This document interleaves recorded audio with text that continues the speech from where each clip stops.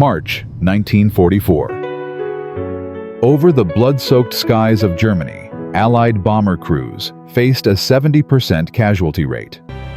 7 out of 10 men who climbed into those flying fortresses never came home.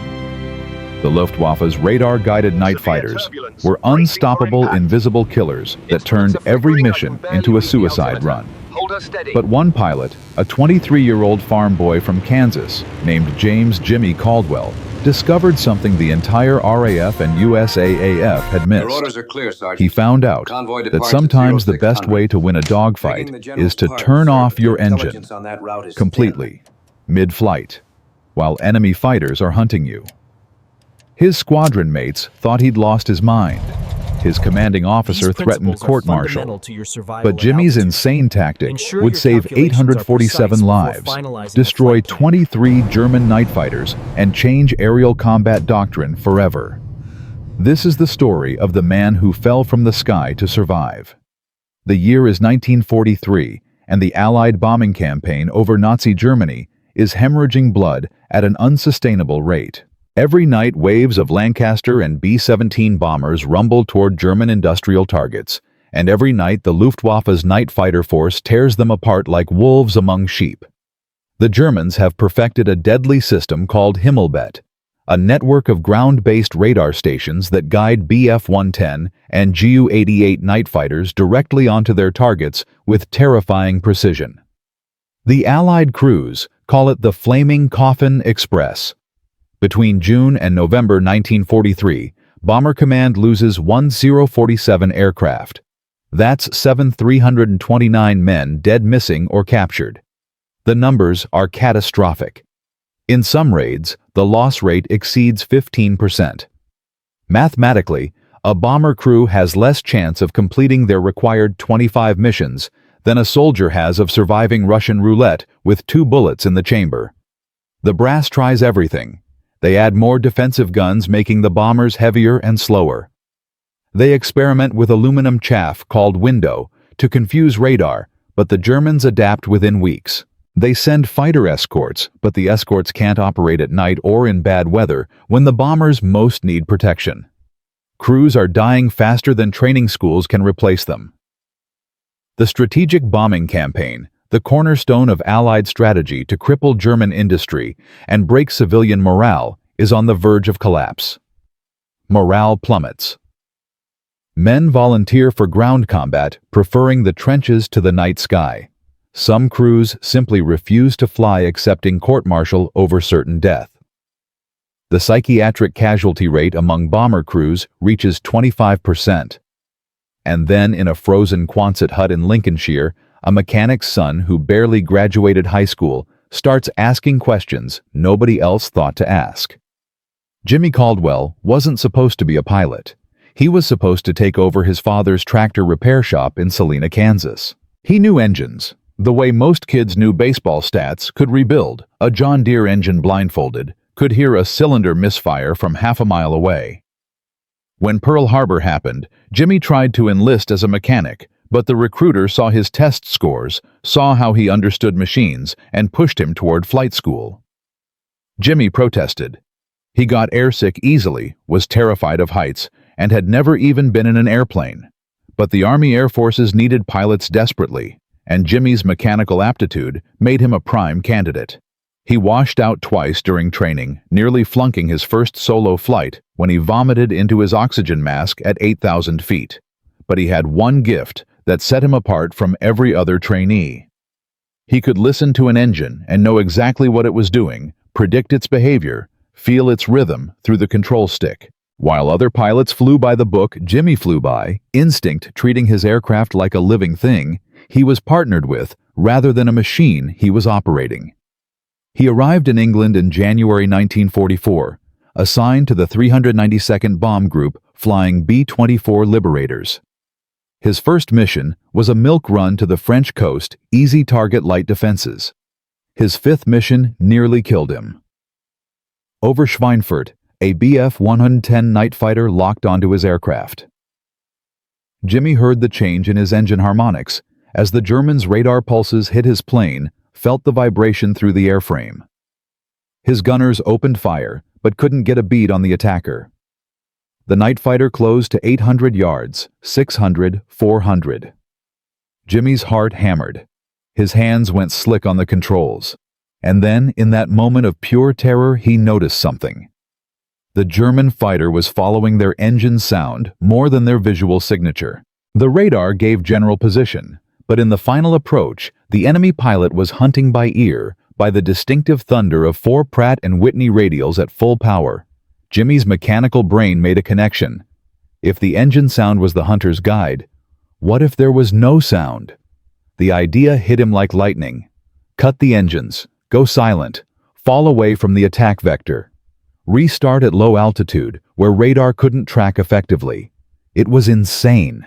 It was suicidal. It violated every regulation, every training protocol, every survival instinct. You don't turn off your engines in combat. You don't voluntarily enter an unpowered dive at night over enemy territory. A B-24 Liberator weighs 65,000 pounds fully loaded. Its glide ratio is roughly that of a brick. Shutting down all 4 engines meant dropping like a stone at 200 feet per second, hoping you could restart them before hitting the ground, praying the Germans didn't follow you down gambling, that your crew wouldn't mutiny, and that your wings wouldn't rip off from the stress. If the engines didn't restart, if the fuel lines froze, if the electrical system failed, if the propellers wouldn't feather correctly, you'd become a crater in the German countryside. Every pilot knew at least 3 guys who'd lost an engine and barely made it home. Nobody had ever deliberately shut down all 4 in combat and lived to talk about it. When Jimmy mentioned the idea back at base, his co-pilot laughed so hard he spilled his coffee. His flight engineer said Jimmy must have breathed too much high-altitude oxygen. His squadron commander called him into the office and strongly suggested he stop spreading panic among the crews with crazy talk. But Jimmy couldn't let it go. He lay awake at night doing calculations in his head.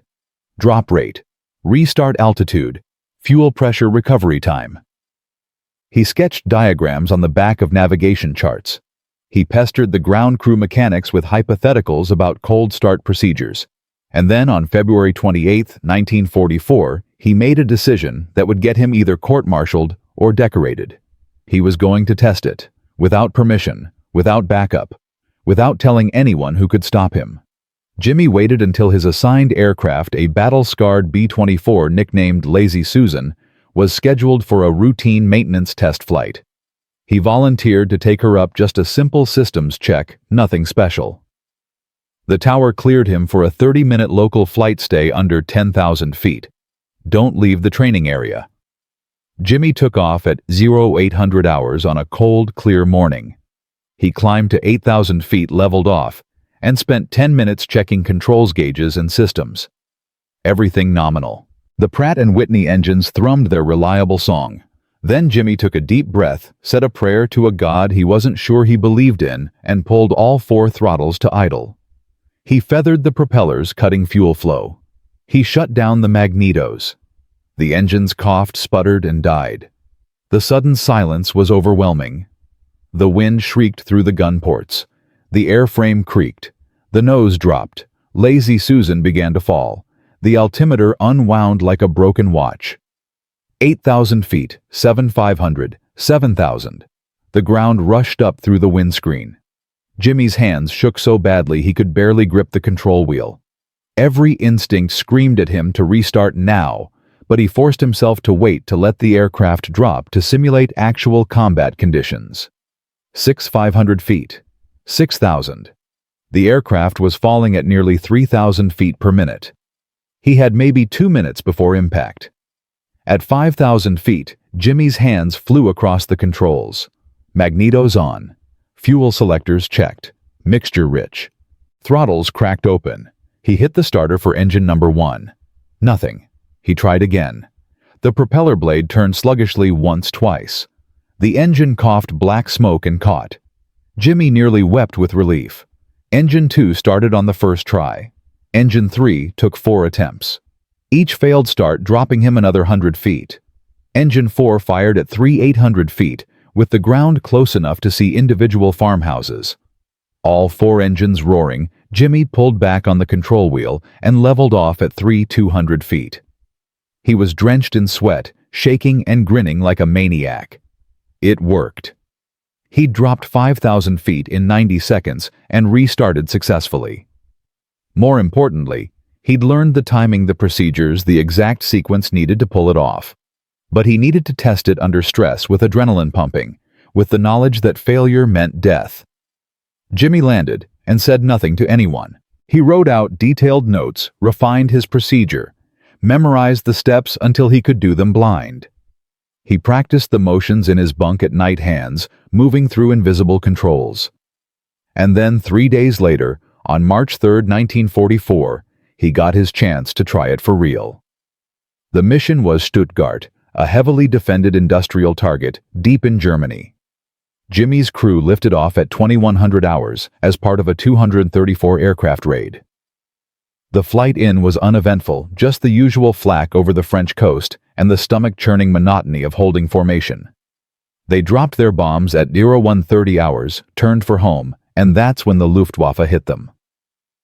The German night fighter came out of nowhere, a Bf-110 G4 equipped with Liechtenstein SN2 radar and 4 20mm cannons. Jimmy's tail gunner screamed a warning over the intercom. The navigator spotted the fighter closing fast from 7 o'clock low. Jimmy's co-pilot started shouting to take evasive action, but Jimmy had already made his decision. He yelled for the crew to hold on, pulled all 4 throttles to idle, and shut down the engines. The sudden silence shocked everyone into momentary paralysis. The aircraft's nose pitched forward. They began to fall. The German pilot, closing at 400 yards, suddenly lost his target. The radar showed them there, then not there, then gone. The distinctive sound signature vanished. Visually in the darkness, a black aircraft against black sky was invisible. The Bf-110 overshot their position, climbing to where Lazy Susan should have been, but wasn't. Jimmy counted in his head. 10 seconds. 20. 30. At 45 seconds, with the altimeter screaming through 16,000 feet, he restarted the engines. All 4 caught smoothly, purring back to life like they'd never stopped. Jimmy pulled out of the dive at 12,000 feet and immediately dove for the deck, heading west at full throttle, barely 500 feet above the German countryside. Behind him, the confused night fighter circled their last known position, searching for a target that had simply vanished. The crew was silent for a long moment. Then his tail gunner came over the intercom. "Skipper, what in the hell was that?" Jimmy smiled. "That was us surviving." They made it back to base at 0445 hours, one of only 187 aircraft that returned from the mission. 47 bombers had been lost. Another 11 crashed on landing or were scrapped due to damage. Jimmy's crew climbed out of Lazy Susan on shaking legs, and word spread quickly about what had happened. By breakfast, half the squadron had heard the story. By lunch, the commanding officer had Jimmy in his office demanding an explanation. Jimmy laid it out calmly, methodically, using numbers and logic. The radar guided fighters to general position, but final approach relied on visual and auditory cues. Cutting power eliminated both. The dive created separation and put the aircraft below effective radar coverage. Restart procedures took 45 to 60 seconds under combat conditions, requiring a minimum altitude of 8,000 feet to execute safely. The tactic traded altitude for invisibility, gambling that the fighter couldn't follow a target that had disappeared from all tracking systems simultaneously. The CO listened, face unreadable. Then he asked the only question that mattered. "Can you teach it? Can other pilots do this?" Jimmy nodded. "Any pilot with solid engine management skills can learn it in 2 practice runs. But it takes nerve. You have to let the aircraft fall. You have to trust the restart. Most pilots won't be able to override their survival instinct." The CO was quiet for a moment. Then he picked up his phone and called group headquarters. Within a week, Jimmy was pulled from regular flight rotation and assigned to train select crews in what the brass officially designated as Emergency Power-Off Evasion Procedure, though everyone called it the Caldwell Drop. The training was voluntary at first, only crews with experienced pilots and solid aircraft. Jimmy took them up one at a time, talked them through it, demonstrated once, then made them do it themselves. Out of the first 20 crews, trained 17 executed it successfully. 2 panicked and restarted too early, and 1 engine failed to restart, though the pilot managed an emergency landing in a French field. The results were immediate and dramatic. Crews using the Caldwell Drop had a 23% lower casualty rate than those who didn't. German night fighter pilots reported mysterious target disappearances they couldn't explain. Intelligence intercepts showed Luftwaffe commanders were baffled by Allied bombers that seemed to vanish mid-attack. By April 1944, the tactic was spreading through Bomber Command, like wildfire taught crew to crew, squadron to squadron. The Germans tried to adapt, instructing their fighters to dive and search below the last known position, but by then the bombers were gone, running for home at treetop level where radar couldn't track them. The psychological impact on German pilots was significant. They'd been hunting bombers with near impunity for months, and suddenly their prey was fighting back with tactics that made no sense, that violated everything they knew about bomber doctrine. 3 separate Luftwaffe squadrons reported morale issues related to what they called Geister bombers, ghost bombers, that disappeared into thin air. The tide was turning, and it had started with one farm boy from Kansas who knew how to listen to engines. But the story was far from over. The Caldwell Drop worked brilliantly against single night fighters, hunting individual bombers. But the Luftwaffe was adapting fast, developing new tactics, new formations, new ways to counter this unexpected development. And Jimmy Caldwell was about to face his greatest challenge, yet one that would push his invention to its absolute limits and force him to evolve the tactic in ways he'd never imagined. Because in the lethal chess game of aerial warfare, every move has a countermove, and the Germans were about to make theirs.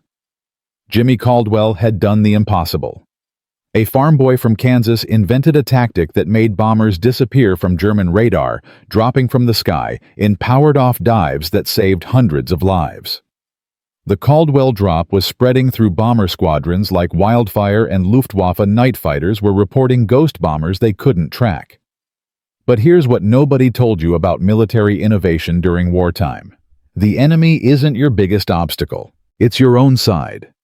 Because while Jimmy was teaching crews how to survive, the men in charge were about to teach him something far more brutal. In war, killing the enemy is easy. Changing the minds of generals is impossible. Or so they thought. By May 1944, the Caldwell Drop had been used successfully in 127 combat missions, with a documented survival rate improvement of 23%. Those are numbers that should have made Jimmy a hero, promoted him, given him a medal and a training command. Instead, he got called into a conference room at 8th Air Force headquarters with 3 colonels, 2 generals, and one particularly angry man named Brigadier General Marcus Hartwell. Hartwell was old-school Army Air Forces, a veteran of World War I, a man who'd flown biplanes over France and believed that modern pilots had gone soft. He looked at Jimmy like something scraped off his boot. The meeting started badly and got worse. Hartwell slammed a folder on the table. "Lieutenant Caldwell, do you know what this is? This is 47 incident reports from squadron commanders across 3 bomb groups. 47 reports of pilots deliberately shutting down engines in combat, deliberately entering uncontrolled dives, deliberately violating every flight safety protocol we have." Jimmy stayed calm. "Sir, those same reports should show that those crews survived encounters they would have otherwise lost." Hartwell's face reddened. "What they show, Lieutenant, is a breakdown in discipline. What they show is cowboys playing games with $70,000 aircraft and 10-man crews. What they show is that one junior officer decided he knew better than 3 decades of aviation doctrine." One of the colonels, a quiet man named Peterson, spoke up. "General, the survival statistics are compelling. If the tactic is effective, shouldn't we consider formalizing it?" Hartwell turned on him. "Formalizing a suicide maneuver. Making it official that our pilots should turn off their engines when under attack. What happens when it fails? Colonel, What happens when engines don't restart? When a crew pancakes into a French village because some kid from Kansas convinced them to play dead in the sky? Jimmy tried again. Sir, we've documented the restart procedures. We've established minimum altitude requirements. We've developed training protocols. The risk is manageable if executed correctly. Hartwell laughed, a harsh barking sound. Manageable risk. You know what's manageable risk, Lieutenant. Following the goddamn manual. Evasive action. Defensive fire. Altitude changes. Not turning your aircraft into a 70,000-pound paperweight and hoping gravity works in your favor. The meeting went on for 90 minutes. Jimmy presented his data, his documentation, his testimonials from crews who'd survived because of the tactic. Hartwell countered with regulations with safety protocols, with dire warnings about what would happen if the technique became standard and failed catastrophically. Finally, Hartwell stood up. Here's my decision, Lieutenant. You will cease teaching this technique immediately. You will return to regular flight status. Any pilot caught using this maneuver will face court-martial for reckless endangerment. This discussion is over. Jimmy felt the bottom drop out of his stomach. Sir, men are dying. This tactic saves lives. Hartwell leaned across the table. Men die in war, Lieutenant. That's the nature of the job. What I won't tolerate is a breakdown in discipline in chain of command, in the foundational principles that keep an Air Force functional. You're dismissed. Jimmy walked out of that conference room feeling like he'd been punched in the gut. He'd proven the tactic worked. He had the numbers, the testimonials, the evidence. And none of it mattered, because one stubborn general couldn't see past his own ego and outdated doctrine. That night, sitting in the officers' club nursing a warm beer, Jimmy seriously considered requesting a transfer, going back to regular flight status, letting someone else fight this battle. But then a voice behind him said something that changed everything. Hartwell's an idiot, but he's not stupid. Jimmy turned to see Colonel Peterson, the quiet officer from the meeting, sliding into the seat across from him. Peterson was younger than Hartwell, maybe 45, with the kind of face that had seen too much combat and not enough sleep. He wore navigator wings and a distinguished Flying Cross ribbon. Sir, Peterson smiled. Hartwell knows your tactic works. That's what scares him. He's been in the Army Air Forces for 26 years, and some lieutenant with 6 months of combat experience just proved that everything he knows about defensive tactics is obsolete. That's not a fight about aviation doctrine, son. That's a fight about ego. Jimmy took a sip of his beer. So what do I do? He's a general. He gave a direct order. Peterson leaned forward. You give him what he wants. Proof so overwhelming that refusing it makes him look like a fool in front of people who outrank him. You don't convince Hartwell. You go over his head. Jimmy blinked. That's career suicide. Peterson shrugged. So is letting crews die when you could have saved them. Your choice. Over the next hour, Peterson laid out a plan that was either brilliant or insane, possibly both. The commander of 8th Air Force General James Doolittle was known for being open to tactical innovation. He'd approved the use of long-range fighter escorts when others said it was impossible. He'd authorized low-level bombing runs when doctrine said it was suicide. But getting to Doolittle meant bypassing Hartwell, and that meant Peterson was putting his own career on the line. Peterson had an idea. In 2 weeks, there would be a tactical review conference at Doolittle's headquarters. Senior officers from all bomb groups would present after-action reports and discuss operational effectiveness. Peterson could get Jimmy on the agenda 5 minutes to present the Caldwell Drop directly to Doolittle and his staff. But there was a catch. They needed documentation that was absolutely bulletproof. They needed data from an official test, not field reports from combat missions. They needed controlled conditions, measured results, and independent verification. They needed, in Peterson's words, science that even Hartwell can't argue with. Jimmy nodded slowly. How do we do that? Hartwell banned any further testing. Peterson smiled. He banned you from teaching it to combat crews. He didn't say anything about conducting aeronautical research for training purposes. The plan was risky. Peterson would authorize a series of engine failure recovery tests using a B-24 and a volunteer crew. Officially, they were developing better training protocols for engine restart procedures. Unofficially, they'd be documenting every aspect of the Caldwell Drop under controlled conditions, measuring descent rates, restart times, fuel consumption, everything. They had 1 week to gather the data. If they failed, or if Hartwell found out, both their careers were over. But if they succeeded, they'd have ammunition to take to Doolittle. Jimmy asked the only question that mattered. "Why are you doing this? Why risk your career for me?" Peterson was quiet for a moment. Then he said, "I flew 32 missions over Germany. Lost a lot of friends. Good men who died because we didn't adapt fast enough, didn't innovate quickly enough, didn't listen to the guys actually doing the fighting. If your tactic saves even one crew, it's worth whatever Hartwell does to me." They shook hands. The test was scheduled for dawn 6 days away. The next week was a blur of preparation. Jimmy worked with the ground crew mechanics to instrument a B-24 with additional monitoring equipment. They installed accelerometers to measure descent rates, stopwatches, synchronized to engine restart sequences, even rigged a camera in the cockpit to document procedures. Peterson pulled strings to get them a dedicated aircraft and a hand-picked crewmen who'd volunteered, knowing this could end their careers if it went sideways. The test parameters were strict. They'd execute the Caldwell Drop from 15,000 feet under observation from a chase plane carrying 2 engineering officers and a representative from Wright Field's aircraft laboratory.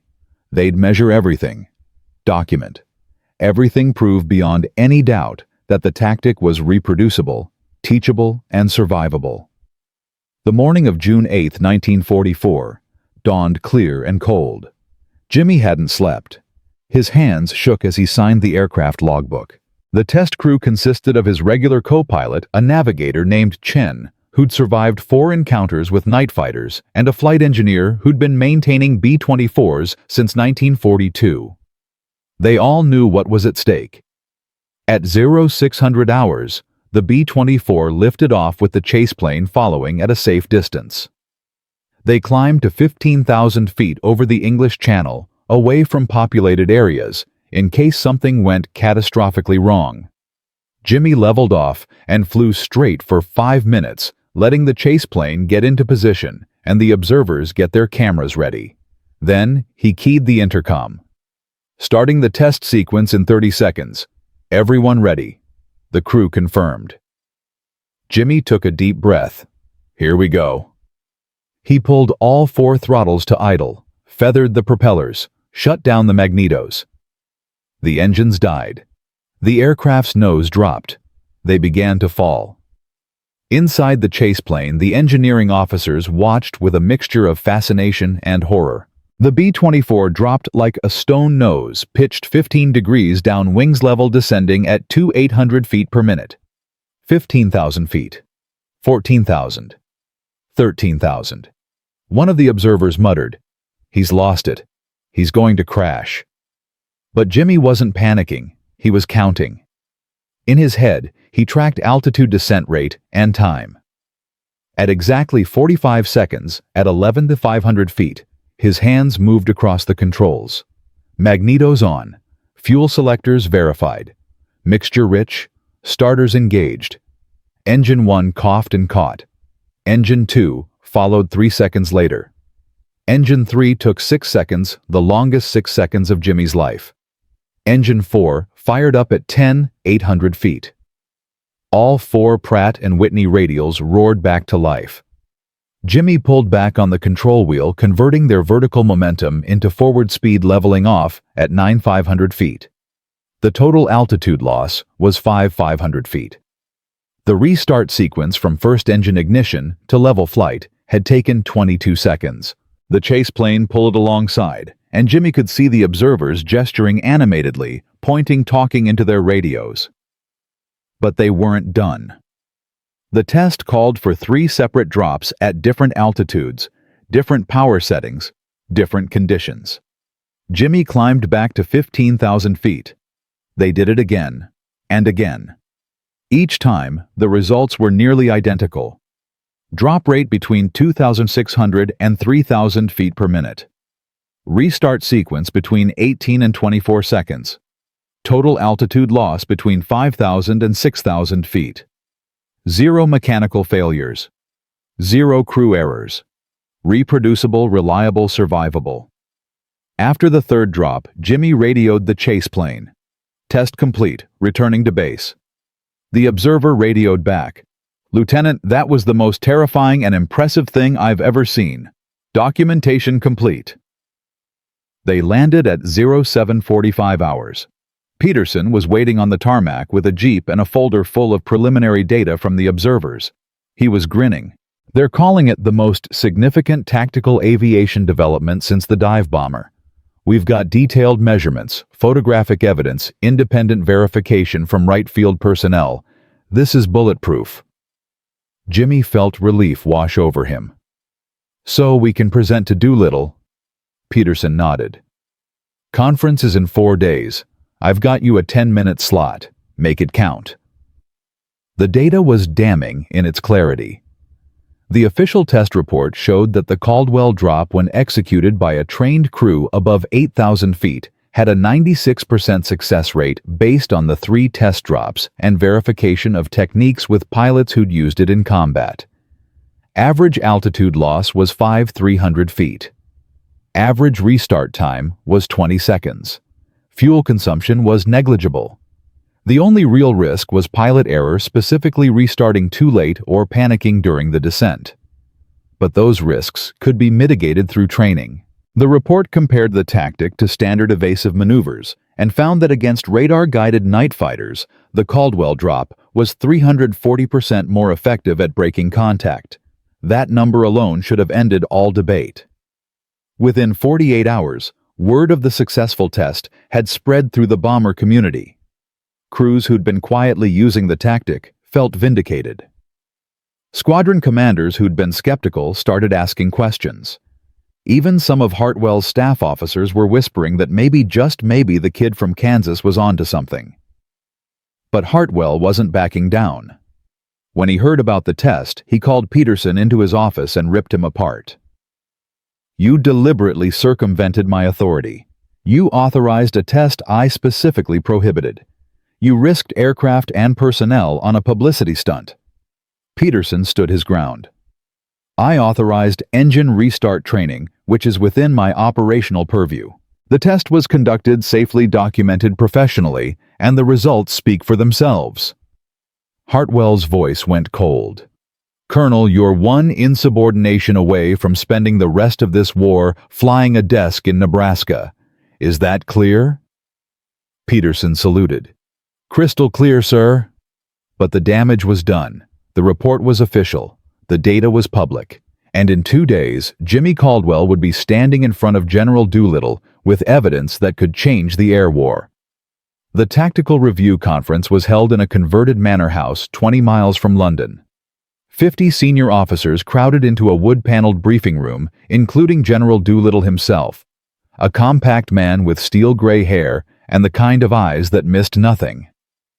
Jimmy sat in the back row, sweating through his dress uniform, clutching his notes. Peterson had coached him for hours. Keep it short. Lead with results. Show the data. Don't get defensive. Trust the numbers. When Jimmy's name was called, he walked to the front of the room on legs that felt like rubber. He saw Hartwell sitting in the third row, arms crossed, face set in a scowl. Jimmy cleared his throat. "Gentlemen, my name is Lieutenant James Caldwell, 392nd Bomb Group. I'm here to brief you on emergency power-off evasion procedure, known informally as the Caldwell Drop. In the last 3 months, this tactic has been used in 127 combat missions, with a documented survival rate increase of 23% against radar-guided night fighters. Last week, we conducted controlled testing that proved the technique is reproducible, trainable, and survivable." He walked them through the data, the descent rates, the restart sequences, the comparison to standard evasive maneuvers. He showed photographs from the test graphs of altitude loss testimonials from crews who'd survived because they'd used the tactic. He spoke for exactly 8 minutes. When he finished, there was silence. Then Doolittle spoke. "Lieutenant, what's the minimum altitude for safe execution?" Jimmy didn't hesitate. 8,000 feet, sir. Below that, there's insufficient time for restart if complications occur. Doolittle nodded. "Failure rate," Jimmy answered. "In controlled conditions, 4%. In combat conditions, estimated at 12%, based on field reports primarily due to pilot error or mechanical issues that would have caused problems regardless." Another officer asked about training requirements. Jimmy explained the two-flight training protocol, the instructor certification process, the ongoing safety monitoring. Then, Hartwell stood up. "General Doolittle, with respect, we're discussing a maneuver that requires pilots to deliberately shut down all engines in combat. The psychological impact alone, the potential for panic, the risk of mass casualties if this becomes standard doctrine and fails at scale, these factors outweigh any marginal improvement in survival rates." Jimmy felt his stomach drop, but Doolittle wasn't done asking questions. "Lieutenant Caldwell, how many crews have you personally trained in this technique?" Jimmy replied, 43 crews, sir." Doolittle leaned forward. "How many of those crews are still flying?" Jimmy felt a surge of pride. "All 43, sir." The room went quiet. Doolittle looked at Hartwell.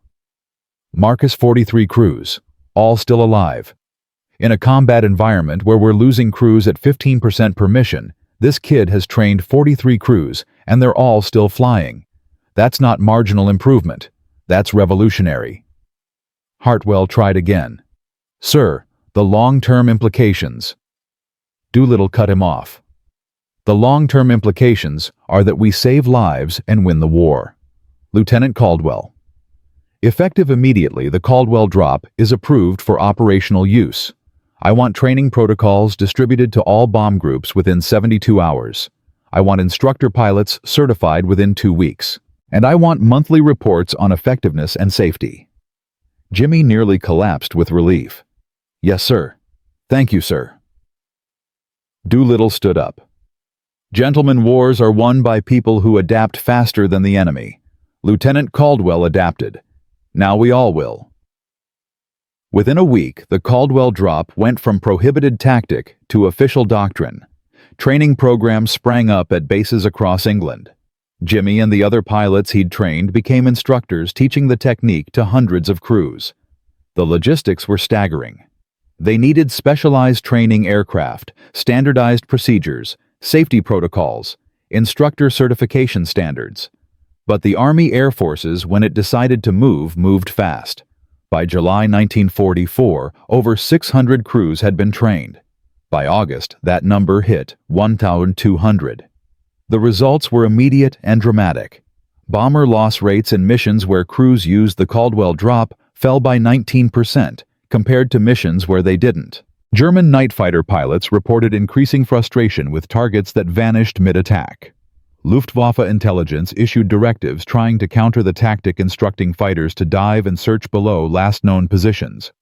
But by then, the bombers were gone, running for home at altitudes where radar couldn't track them. But success brought new problems. Not everyone wanted to change.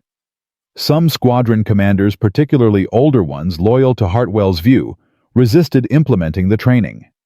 Some pilots, terrified of the idea of shutting down their engines, refused to learn the technique. And then there were the accidents.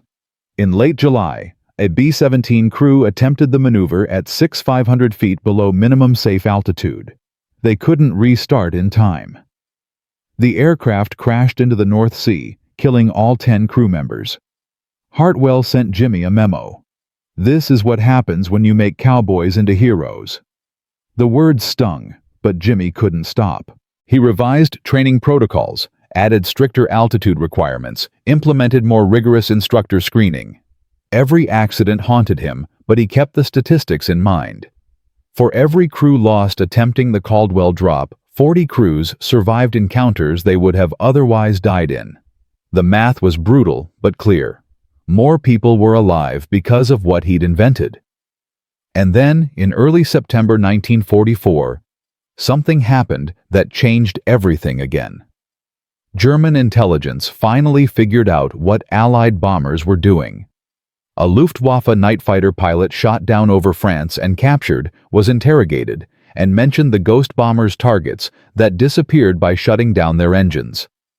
The information made its way up the German command chain to General Major Josef Kammhuber, architect of the German night fighter defense system. Kammhuber was furious.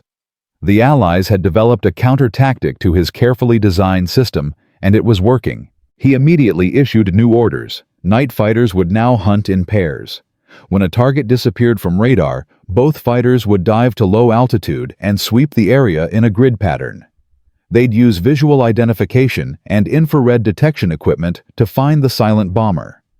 They'd force Allied crews to stay low, where they were vulnerable to anti-aircraft fire and couldn't easily climb back to formation altitude. The Germans were adapting. The tactical advantage that had saved hundreds of lives was about to become obsolete. And Jimmy Caldwell, the farm boy from Kansas, who'd revolutionized aerial combat, was about to learn that in war, standing still is the same as losing. Because the Germans weren't the only ones watching. British intelligence had intercepted the new Luftwaffe directives. American cryptographers had decoded German radio traffic discussing counter-tactics to the ghost bombers. The information landed on Jimmy's desk in a classified folder marked Urgent. He read it 3 times, feeling the weight of responsibility settle on his shoulders like a physical thing.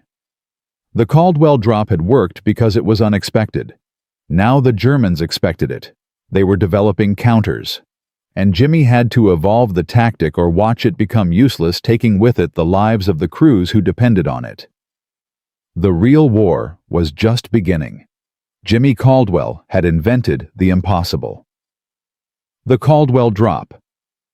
A tactic where bombers shut down all engines mid-flight to vanish from German radar had been tested, approved, and deployed across the 8th Air Force. Over 200 crews were trained. Bomber loss rates dropped 19%. Lives were saved. But here's the thing about warfare that nobody tells you. Every advantage is temporary.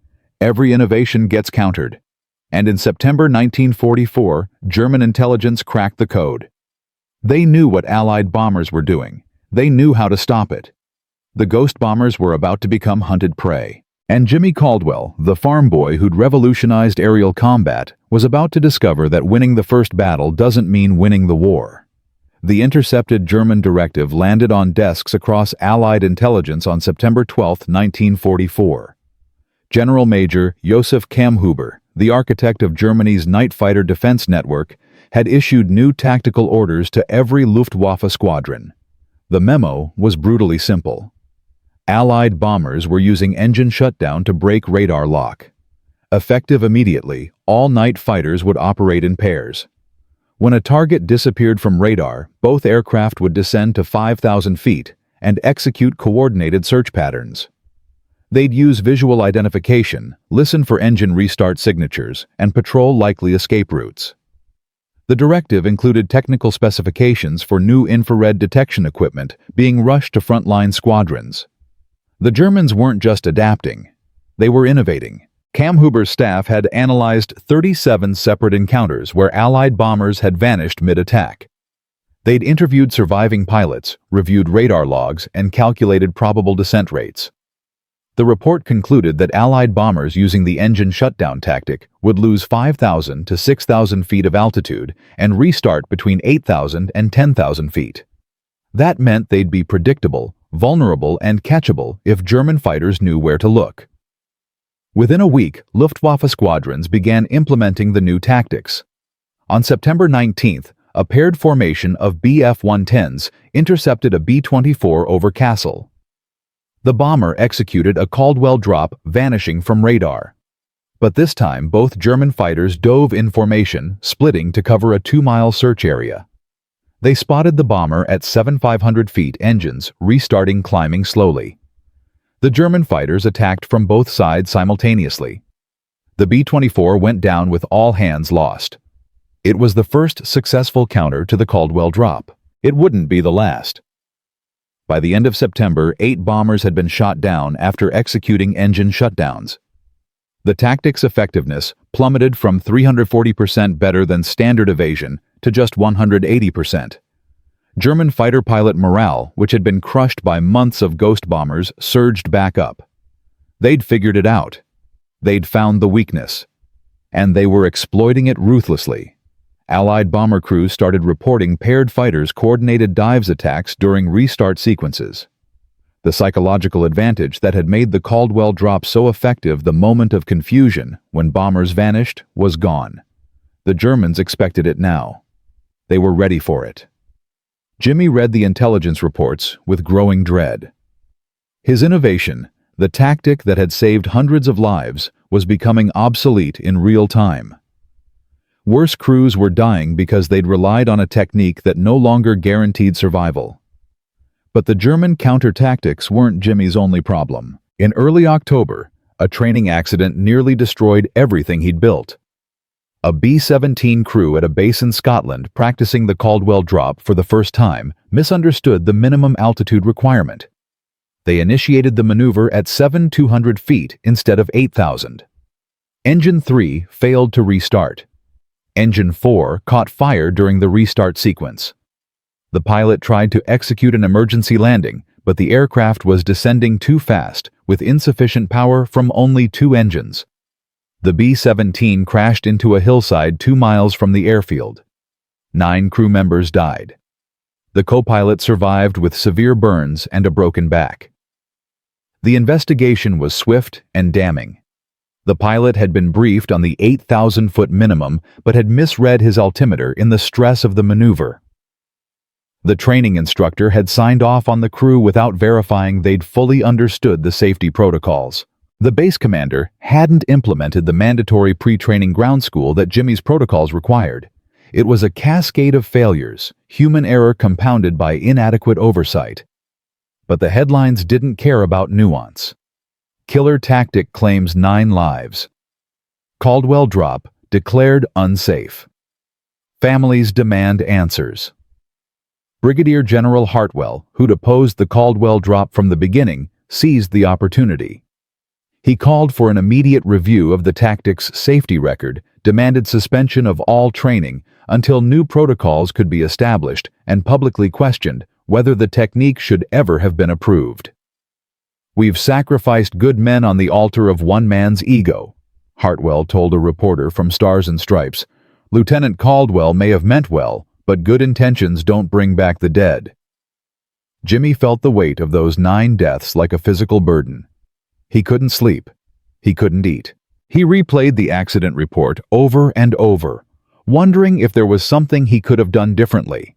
Some way he could have made the training clearer, the protocols stricter, the risks more obvious. Colonel Peterson found him in his quarters at 0200 staring at the ceiling. "This wasn't your fault," Peterson said. "That crew violated safety minimums. The training was inadequate. The base commander failed his responsibilities." Jimmy's voice was hollow. "I invented the tactic. Those men died because I convinced the Air Force to adopt it." Peterson sat down. "Those men died because of mistakes. But you know how many men are alive right now because of what you invented 847. That's the current count. 847 aircrew who survived encounters they would have otherwise lost because they used the Caldwell Drop. 9 deaths is a tragedy. 847 lives saved is a miracle. You don't get to ignore the miracle because you're focused on the tragedy." Jimmy wanted to believe him, but the guilt was crushing. And then 3 days later, something happened that put everything in perspective. October 14th, 1944. The target was Schweinfurt, the same heavily defended industrial city that had cost the 8th Air Force 60 bombers and 600 men in a single raid the previous year.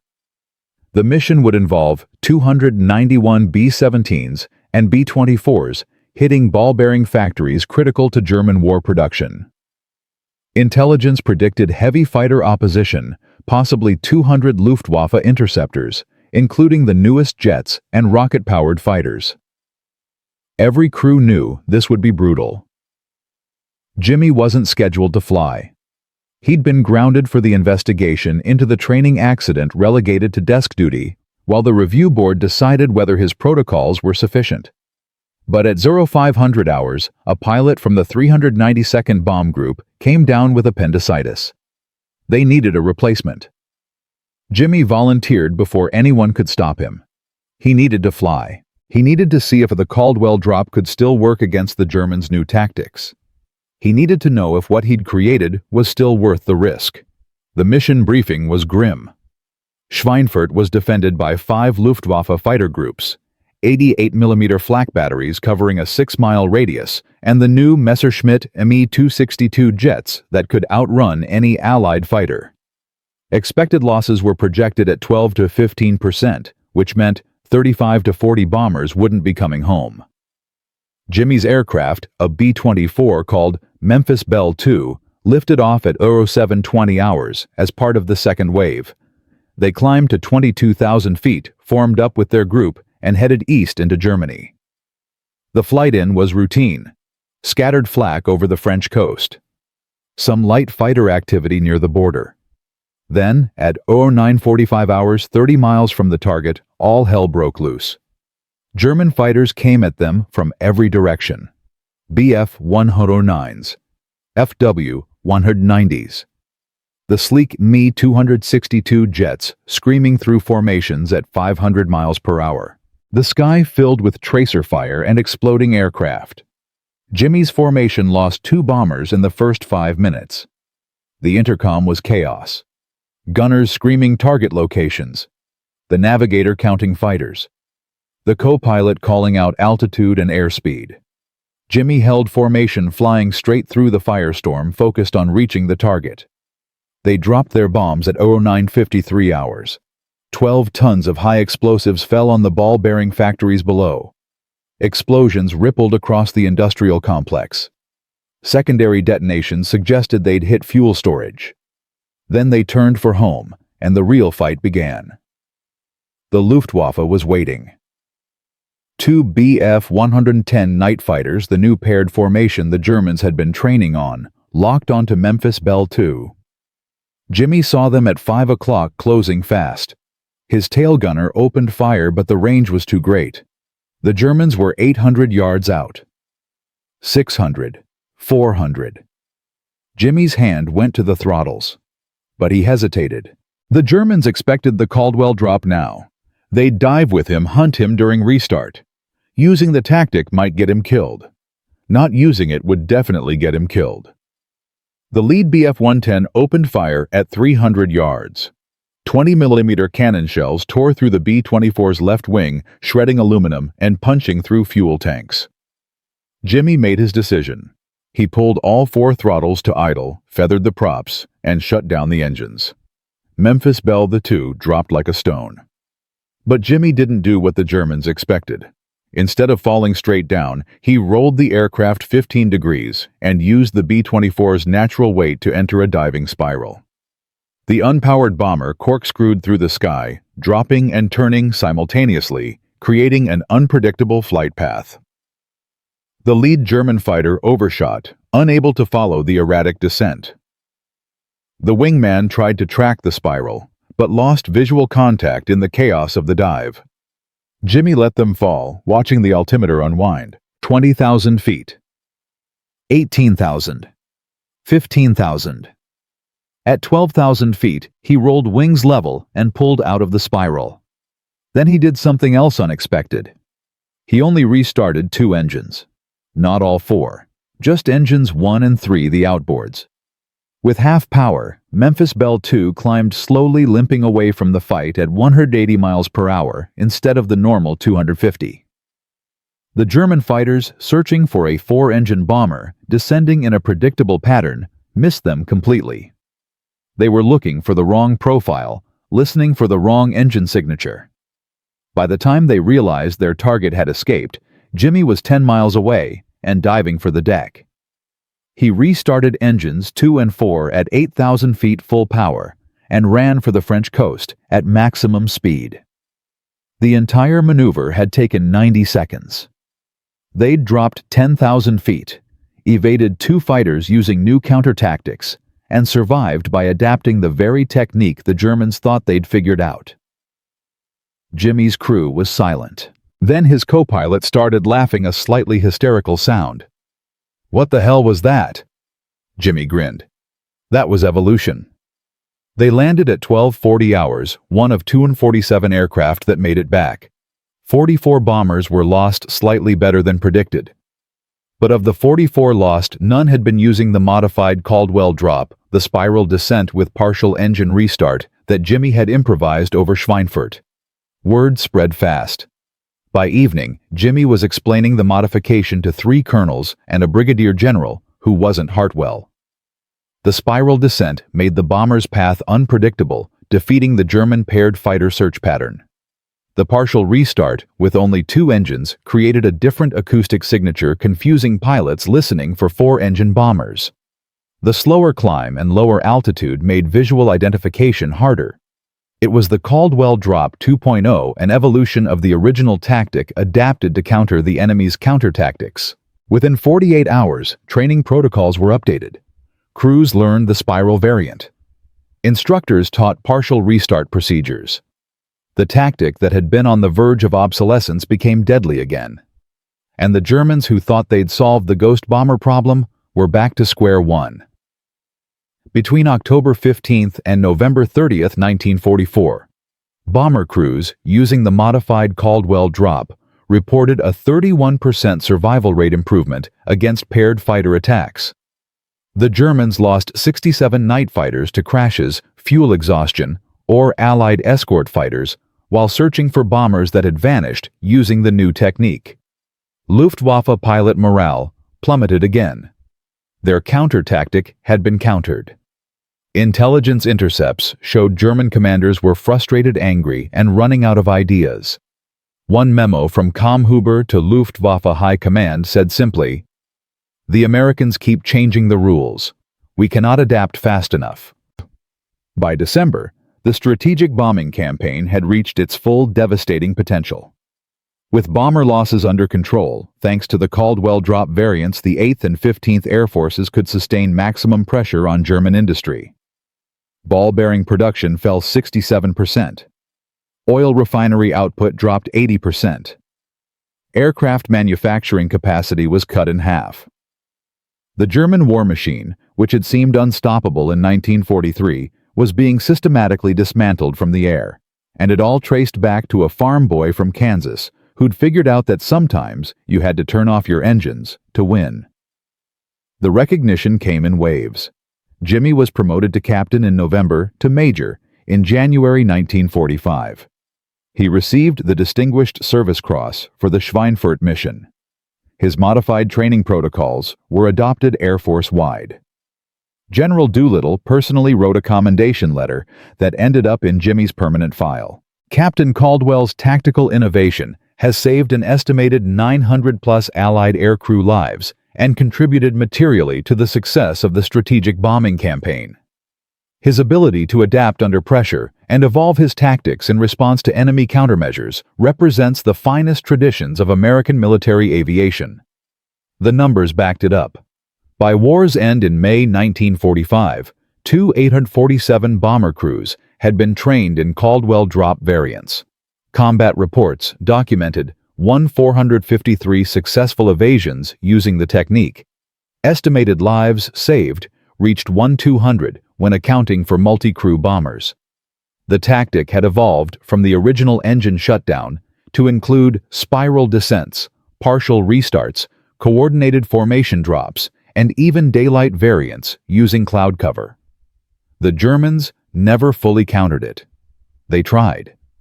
They developed new radar frequencies, trained pilots in spiral search patterns, deployed faster jets that could follow descending bombers. But each German adaptation met an Allied counter-adaptation. The tactical arms race continued until the Luftwaffe simply ran out of pilots' fuel and aircraft. By March 1945, German fighter resistance had collapsed not from lack of technology, but from cumulative losses they couldn't replace. The Caldwell Drop hadn't single-handedly won the air war, but it had been a critical factor in shifting the balance and making the unsustainable bomber losses of 1943 into the achievable attrition rates of 1945. British analysts estimated the tactic shortened the strategic bombing campaign by 3 to 4 months, potentially saving 15,000 Allied lives overall when considering bomber crew and ground invasion casualties. The farm boy from Kansas had changed the war, but what happened to the man himself? What became of Jimmy Caldwell after the guns fell silent? The answer is a final chapter that few people know, a story of peacetime challenges, personal demons, and a legacy that would echo through aviation history for decades. Because sometimes the hardest battle isn't against the enemy. It's against the memories of what you had to do to win. From a Kansas farm to the bloodiest skies of World War II. From a tractor mechanic who got airsick to the inventor of a tactic that would save over 200 lives. Jimmy Caldwell had done what generals said was impossible, proving that turning off your engines mid-flight could outsmart the Luftwaffe's deadliest weapons. The Caldwell Drop and its variants changed the strategic bombing campaign, shortened the war, and became legend among bomber crews. But here's the question nobody asks when the shooting stops and the heroes come home. What happens to the man who changed everything? What price did he pay for his innovation? Because this story has one final twist, a chapter that most history books skip over. And it reveals that sometimes the hardest battle isn't fought in the sky. It's fought in the silence that comes after. When the war ended in May 1945, Jimmy Caldwell was 25 years old with 2 Distinguished Service Crosses, a Silver Star, 4 air medals, and 67 combat missions logged in his flight record. He'd flown through the worst the Luftwaffe could throw at him, and survived when most didn't. He'd trained over 2,000 pilots in techniques that became Air Force doctrine. He was promoted to lieutenant colonel at an age when most officers were still learning to command a squadron. The Army Air Forces offered him everything: a permanent commission, a position at the Air Force Academy when it opened, a teaching role at the School of Advanced Air Power Studies, a guaranteed path to general officer rank. Jimmy turned it all down. In August 1945, 3 months after VE Day, he resigned his commission and went home to Kansas. His family threw a parade.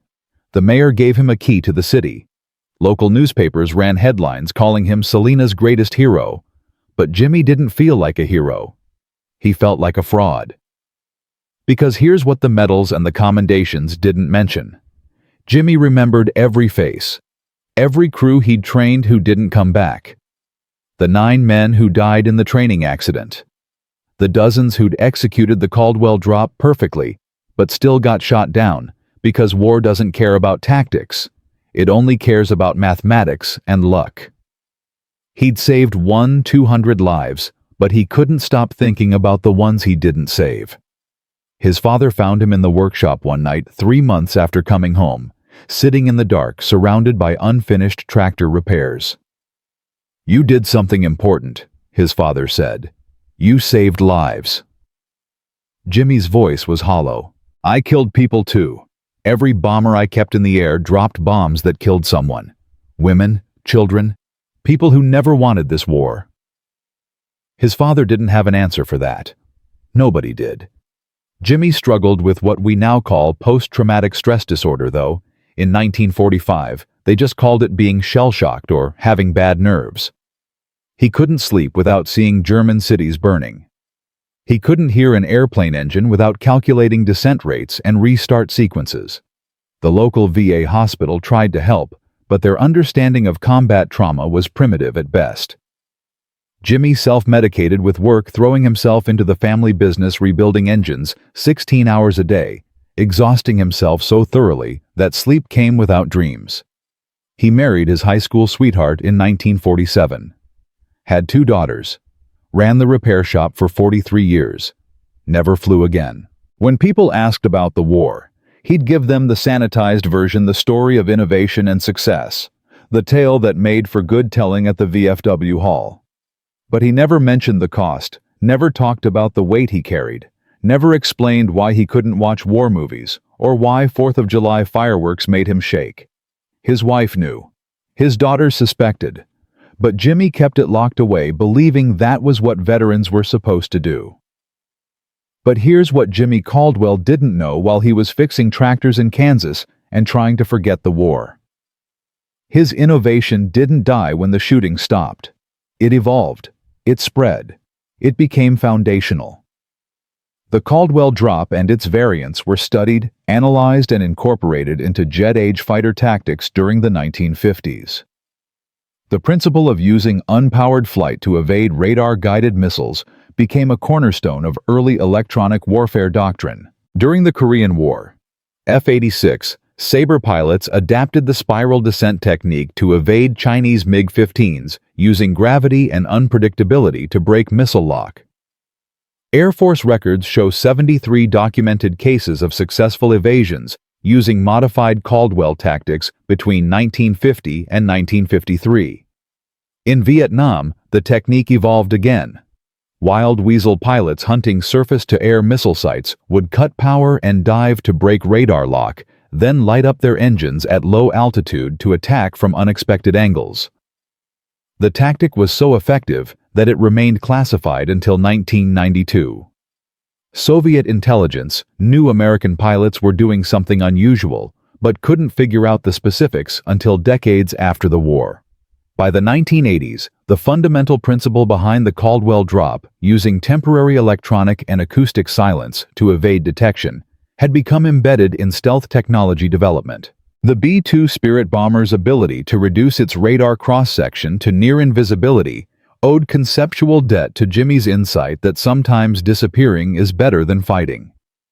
Modern fighter aircraft incorporate automated systems that can momentarily reduce engine output and electronic emissions to evade missile lock, a direct descendant of a tactic invented by a farm boy who knew engines. The total impact is staggering. Conservative estimates suggest that tactical variants of the Caldwell Drop contributed to successful mission completion in over 4,500 combat sorties across 4 wars. Total estimated lives saved both aircrew and ground personnel who didn't die because missions succeeded exceeds 8,000 people. 8,000 individuals who went home because one man asked a question nobody else thought to ask.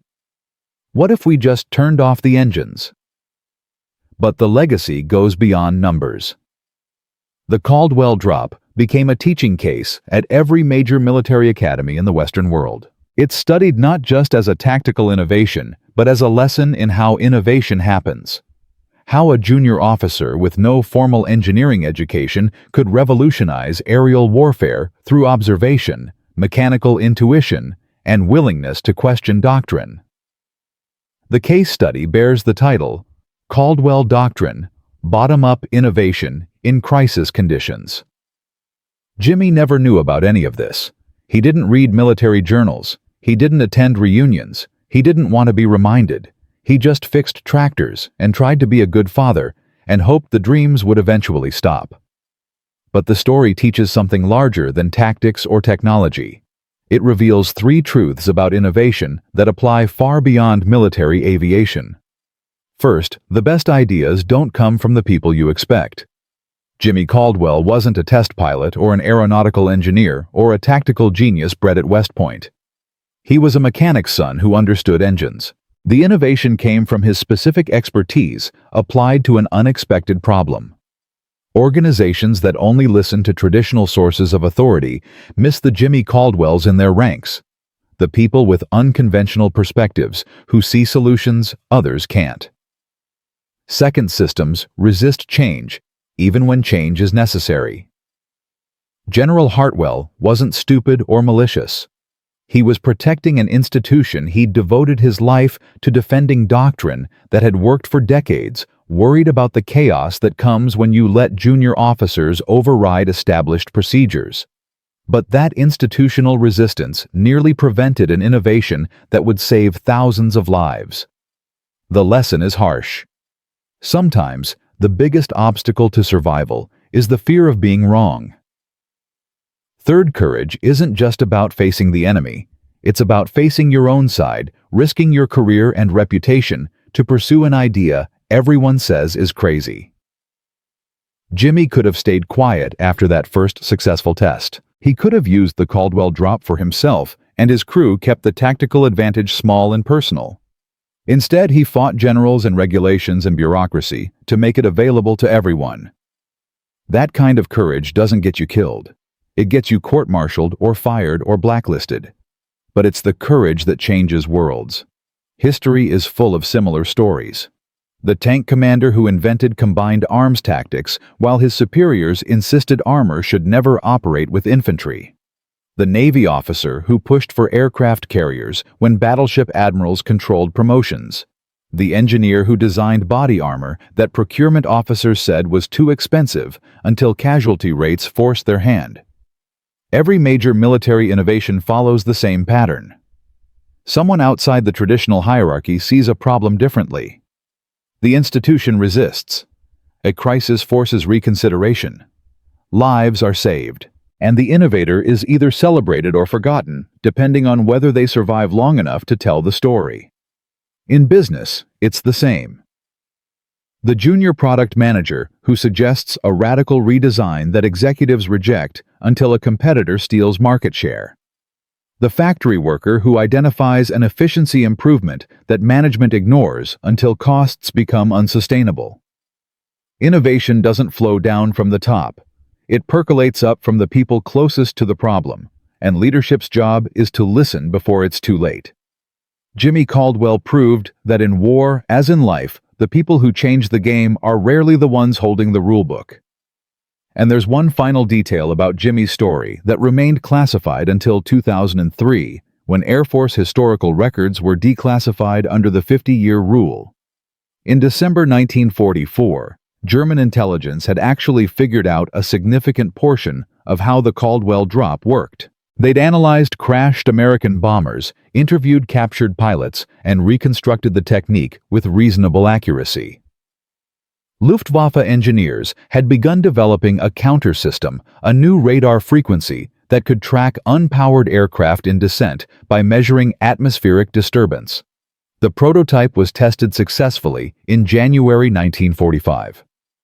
Production was scheduled to begin in March.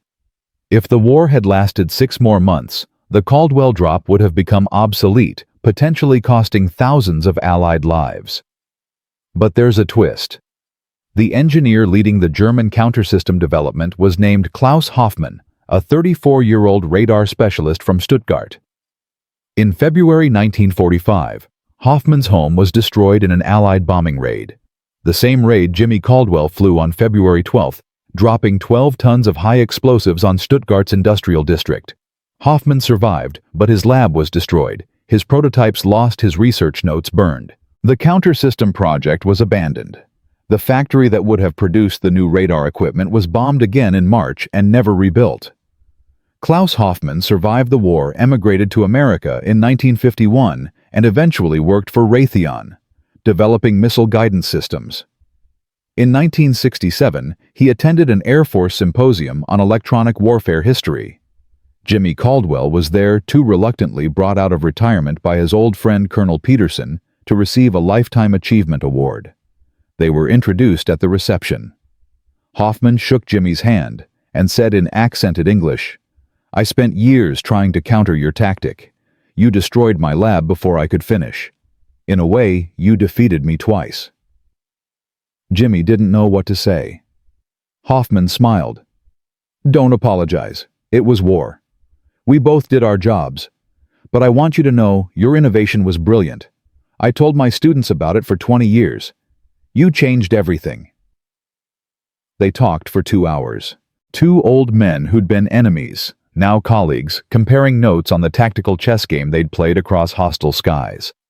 It was the first time Jimmy had talked about the war with someone who understood not just what he'd done, but what it had cost. Hoffmann died in 1982. Jimmy attended the funeral. From a tractor repair shop in Kansas to the pantheon of military aviation innovators. From a terrified pilot who got airsick to the man who taught bombers to disappear. Jimmy Caldwell proved that genius doesn't require credentials, that courage means defying authority for what's right, and that one person asking the right question can save thousands of lives. The Caldwell Drop and its descendants were used in over 4,500 combat missions across 70 years. An estimated 8,000 people came home because Jimmy had the audacity to suggest something impossible. He never sought glory, never wrote a memoir, never appeared on talk shows, or gave inspiring speeches. He just fixed tractors, raised his daughters, and carried the weight of war in silence. He died in 1998 at age 78, surrounded by family, with a workshop full of half-finished repairs and a modest headstone that lists his name, his dates, and one line: he saved lives. That's it. No mention of medals, or missions, or tactical innovations, just the simple truth that matters most. But here's what that headstone doesn't say. It doesn't mention the 8,000 people who lived because of him, the children they had, the grandchildren and great-grandchildren who exist because a scared farm boy decided to turn off his engines and fall from the sky. If you calculate generational impact, Jimmy Caldwell's innovation has resulted in over 30,000 people being alive today who wouldn't exist otherwise. 30,000 lives from one crazy idea. That's not just military history. That's the power of human ingenuity. The compound interest of courage. The ripple effect of refusing to accept that impossible means impossible. So the next time someone tells you an idea is crazy, remember Jimmy Caldwell. The next time the system says it can't be done, think about the Caldwell Drop.